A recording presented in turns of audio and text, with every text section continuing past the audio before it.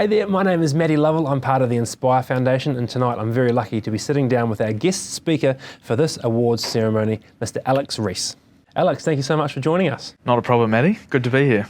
The Cricket Live Foundation. Tell us a bit about it and what it is you've done and where you're at now. The Cricket Live Foundation is a relatively simple concept where we use cricket as a way to develop the life skills and education of underprivileged kids in countries like India and Sri Lanka. The idea came about when I was actually living in India, and I saw a massive need to just give these kids a little bit of a helping hand in life. They aren't that well educated, and that's no fault of their own. You know, parents, majority of them are illiterate, so kids struggle at school, but they love sport, and in particular cricket. So I thought if we marry the two up, then we've got a pretty cool concept. And where is it at now as far as what does it look like on the ground in India and Sri Lanka? We've got a team of about 25 local staff across Sri Lanka and India, and each country is overseen by a country manager who then looks after the coaches, the mentors and the teachers. So they're pretty self-sufficient. How many kids are you sort of looking after or have been or are going through your program? Got 675 kids across,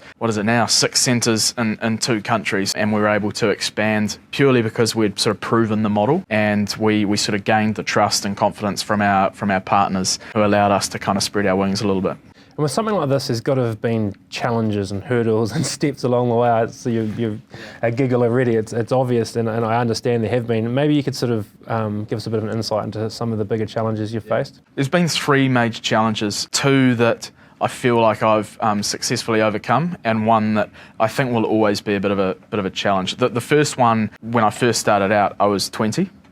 And it was really difficult to kind of walk into meetings where you're trying to raise hundreds of thousands of dollars and have that sort of credibility in the room. A lot of people doubted me. I didn't have a track record. I'd never had a job before. But one thing I did have was massive drive and passion. And the second challenge for me was operating an organisation that wasn't based in New Zealand. The last challenge, which is always a battle, is funding.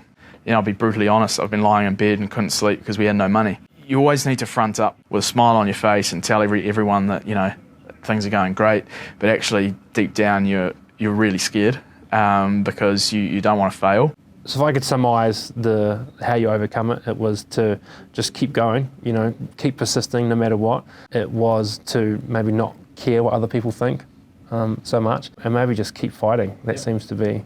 If it was all fantastic and you know there were no roadblocks or barriers, then I don't really think that's reality. So just kind of for me, understanding that there will be these really tough times actually helped in a huge way.